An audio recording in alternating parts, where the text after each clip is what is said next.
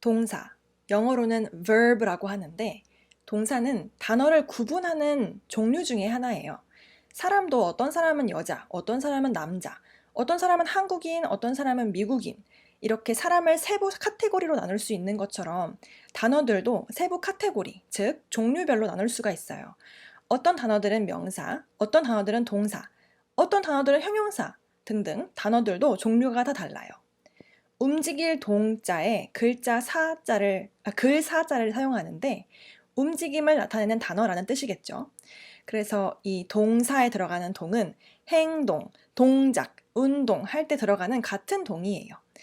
눈에 보이는 행동이랑 눈에 보이지 않는 행동이나 움직임 둘 다 동사가 될 수 있는데 눈에 보이는 건 예를 들어서 뛰다, 춤추다, 먹다 이런 게 될 수 있겠고 눈에 보이지 않는 움직임, 예를 들어 생각하다, 느끼다, 사랑하다 이런 식으로 눈에 보이지 않는 것들도 동사가 될 수 있어요. 너무 많아서 다 나열할 수 없을 만큼 많은 동사들이 있답니다. 그렇다고 동사가 꼭 동작이나 행동만을 나타내는 것은 아니에요. 상태를 나타내기도 하는데요. 예를 들어서 저기 학교가 있다, 학교는 크다처럼 단순히 상태를 나타내는 단어도 동사예요. 동사에 대해서 기억해야 되는 가장 중요한 것은 바로 동사가 없는 문장은 존재하지 않는다는 거예요. 모든 문장에는 동사가 반드시 있어야 해요. 심지어는 다른 단어 아무것도 없이 동사 하나만 있어도 문장이 될 수 있어요. 그렇지만 다른 단어들이 아무리 많아도 동사가 없다면 문장이 될 수 없답니다. 한국 사람들한테 영어가 어려운 이유 중 하나가 한국어 문법에는 존재하지 않는 이 동사의 변형이 영어에는 되게 많이 존재하기 때문이에요. 뛰다라는 동사로 예를 들면은 뛰는 사람이 남자든 여자든 한 명이든 두 명이든 우리나라 말로는 그냥 뛴다고 해요. 나는 뛴다. 옆에 있는 남자애도 뛴다. 앞에 있는 여자애도 뛴다. 뒤에 있는 강아지 두 마리도 뛴다처럼요. 반면에 영어는 뛰는 사람이 누구냐에 따라서 run이 될 수도 있고 runs가 될 수도 있어요. 생각보다 간단한데 라고 생각하실 수도 있는데 안타깝게도 이런 간단한 변형만 존재하는 게 아니라 문장의 시제가 달라지면 과거형 문장, 현재형 문장, 미래 문장 이렇게 시제가 달라지면 한국어에는 없는 무척 다양한 동사의 변형들이 존재를 해요. 그래서 동사는 배워야 하는 가장 중요한 단어이면서도 완벽하게 익히기가 무척 어려운 단어기도 해요. 그치만 영어 실력이 늘면 늘수록 이런 차이점들이 오히려 외국어 배우는 것을 더욱 흥미롭고 재밌게 한다는 것을 느끼게 되실 거예요. 자, 그럼 이번에는 동사를 문장에서 찾아보는 연습을 함께 해볼 건데요. 아직 영어로 하기는 조금 어려우니까 안나 카레니나 중에 나오는 한국말로 된 문장들을 가지고 동사를 찾아보는 연습을 한번 해볼게요. 행복한 가정은 모두 모습이 비슷하고 불행한 가정은 저마다 나름의 이유로 불행하다.